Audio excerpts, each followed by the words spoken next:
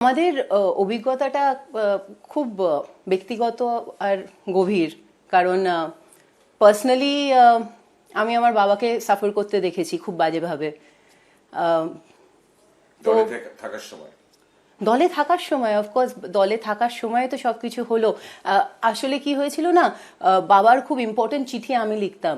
তো 2015-তে শেষে বা 2016-তে বাবার হয়ে চিঠি আমি লিখেছিলাম মমতা ব্যানার্জিকে গরু পাচার নিয়ে।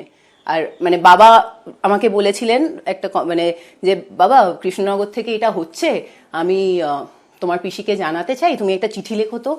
তো এইগুলো আমি লিখতাম। তো না জেনেও অনেক কিছু জানতাম, কারণ আমি ওই চিঠিগুলো লিখেছিলাম। আর ওইটা বলার পরেও, ওইটা জানানোর পরেও কোনো অ্যাকশন নেওয়া হয়নি। আমার বোকা বাবা ভেবেছিলেন যে বললে করলে সাদা সাদা কালো কালো 2 2 4, মানে কতটা কিছু গভীরে কমপ্লিকেশন সেটা আমিও জানতাম না, বাবাও জানতো না। তারপরে ওনার একটা 180 ডিগ্রি ঘুরে যাওয়া দেখেছি, মানে হঠাৎ করে অচেনা হয়ে যাওয়া, ছোট করা, খারাপ ফিল করানো। তারপরে হলো উনি না মানে যখন বাজে সময় ওনার পাশে যারা যারা দাঁড়িয়ে লড়েছেন না, ওনার ভালো সময় তাদেরকে ভুলে যান।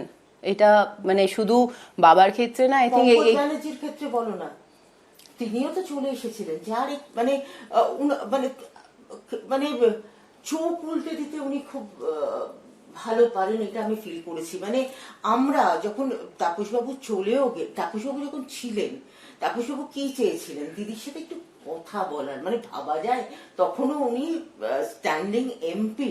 বাট আই থিঙ্ক এটা আমাদের সাথে যদি এটা হয়ে থাকে, সাধারণ মানুষের সাথে কি না কি হয়েছে, কিন্তু সেটার জবাব আমরা কালকে পেয়েছি।